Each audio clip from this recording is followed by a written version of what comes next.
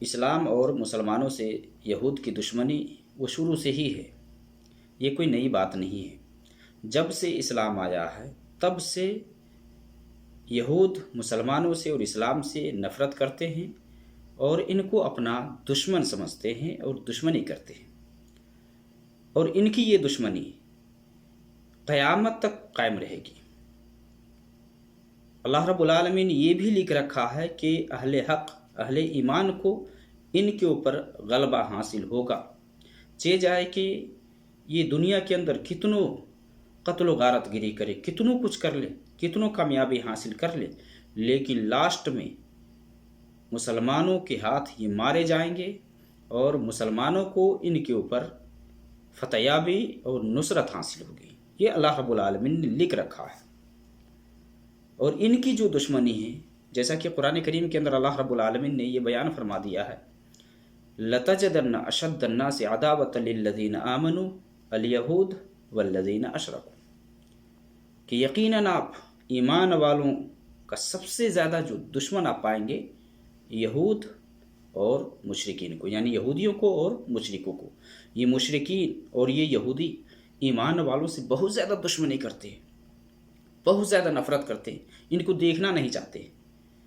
اور یہ بھی اللہ رب العالمین نے قرآن میں فرما دیا ہے، وَلَن تُرْضَىٰ عَنْكَ الْيَهُودُ وَلَا النَّصَارَىٰ حَتَّىٰ تَتَّبِعَ مِلَّتَهُمْ، کہ یہ یہودی اور نصرانی آپ سے اس وقت تک راضی نہیں ہوں گے، یعنی ہرگز ہرگز راضی نہیں ہوں گے۔ وَلَن تَرْضَىٰ، ہرگز ہرگز یہ راضی نہیں ہوں گے۔ کون؟ یہود و نصارہ آپ سے، ایمان والوں سے کبھی راضی نہیں ہو سکتے۔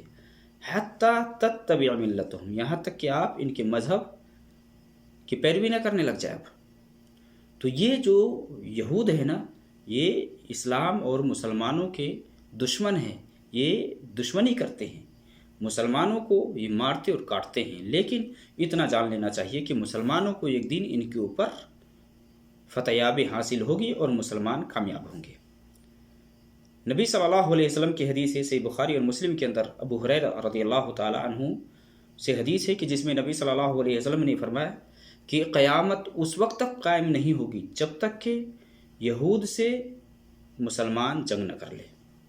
جب تک جنگ نہ ہو جائے گی تب تک قیامت آ ہی نہیں سکتی ہے۔ اور صحیح مسلم کے اندر ابو ہریرہ روایت کرتے ہیں جس میں نبی صلی اللہ علیہ وسلم نے فرمایا، لا تقوم الساعہ حتیٰ یقاتل المسلمون الیہود، کہ قیامت اس وقت تک نہیں آئے گی، قیامت قائم ہو ہی نہیں سکتی ہے یہاں تک کہ مسلمان یہود سے جنگ نہ کر لے۔ فیقتلہم المسلمون، مسلمان یہود کو قتل کریں گے، یہ مارے جائیں گے مسلمانوں کے ہاتھ۔ یہاں تک کہ یہودی کہاں چھپے گا؟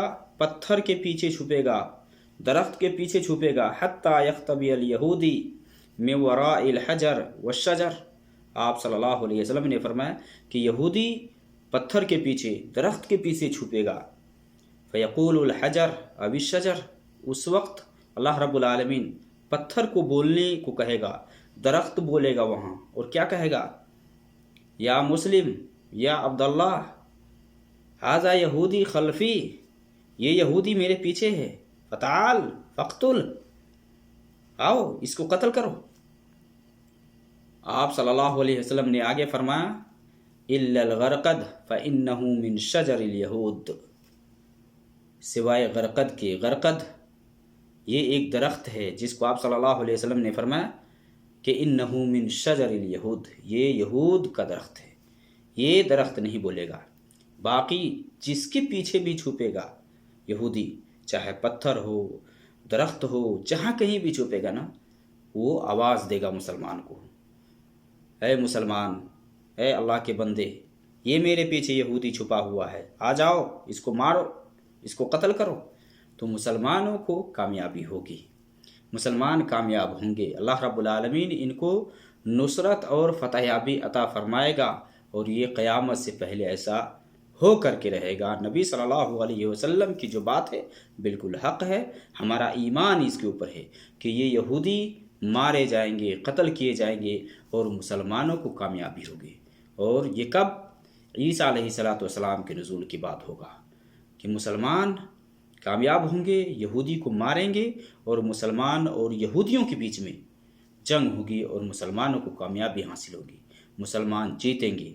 इनको दुनिया के अंदर अभी जितना भी कुछ कर ले और जितनी भी इनको तकलीफ़ें पहुंचानी है यहूदी पहुंचा ले, वक्त आएगा कि जहां मुसलमानों को कामयाबी मिलेगी। लेकिन एक जो ये दरख्त है जो अभी बैतुल मक़दिस या उसके आसपास में उसके अकनाफ में ये दरख्त खुसूसी तौर से लगाया जाता है और यहूदी लगाते हैं, क्योंकि उनको यकीन है नबी सल्लल्लाहु अलैहि वसल्लम की इस बात पर कि ये दरख्त नहीं बोलेगा। इस दरख्त को लगाया जाता है ताकि इनके पीछे छुपे। अल्लाह के नबी सल्लल्लाहु अलैहि वसल्लम ने यही फरमाया कि ये दरख्त नहीं बोलेगा। ये गरकद का जो दरख्त है ये कांटादार है, इसके अंदर कांटा होता है और ये झाड़ीदार होता है।